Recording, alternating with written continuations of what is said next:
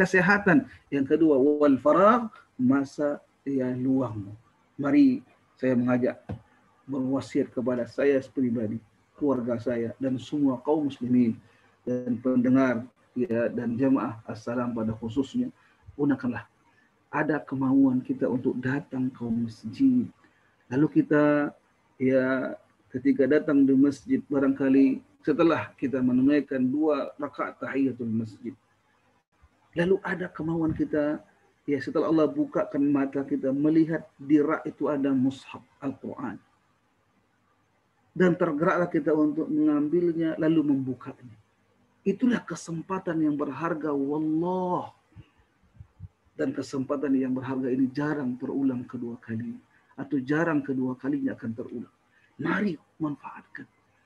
Sebagaimana kesempatan yang kadang-kadang kita lalaikan jamaah, dan kita mohon ampun kepada Allah Subhanahu wa taala, bahwasanya doa antara adzanain, doa antara adzan dan iqamah, doa yang kita panjatkan antara adzan dan qamat. Beruntunglah jika satu masjid jaraknya lebih kurang 10 menit bahkan. Kalau ada yang qabliyah, kita qabliyahkan. Nah, sehabis kita qabliyah ada 5 menit. Puas kiranya kita berdoa kepada Allah. Yang Nabi katakan, berdoa ketika menunggu azan tersebut, Allah akan kabulkan permintaan seorang hamba. Begitu kita ini sangat berhajat kepada nikmat Allah.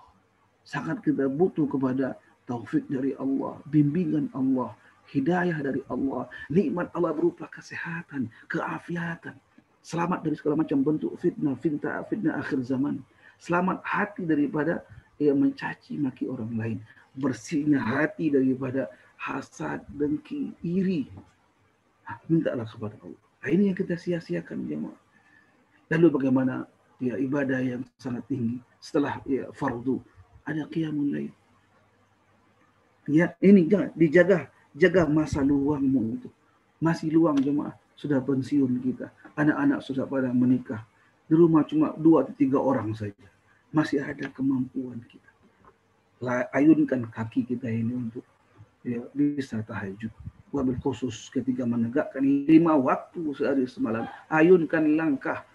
Kalau kita mungkin butuh orang yang memapah kita, cari orang untuk memapah, datang di masjid Allah Subhanahu wa taala. Bahkan bagaimana kita menyaksikan, bahkan mendengar, mendengar bagaimana seorang sahabat Rasul dan dia seorang muadzin. Ya Allah, ambil 2 penglihatannya. Masih Nabi mengatakan, engkau datang ke masjid. Yang pada awalnya dia ingin minta dispensasi, apakah saya masih diwajibkan mendatangi masjid? Ketika dia mengatakan iya, kata Rasul, dalam kondisi sudah tua, rumah agak jauh dan tidak ada gaibnya. Bahkan kedua matanya Allah ambil. Atau kelihatannya. Tapi ketika dia berbalik, apakah engkau mendengar panggilan azan?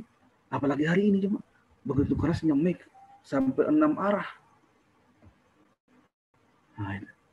Naam, saya dengar wahai Rasul suara azan di masjidmu ini. Kalau begitu ajib, jawab dan datang di masjid Allah Subhanahu wa taala.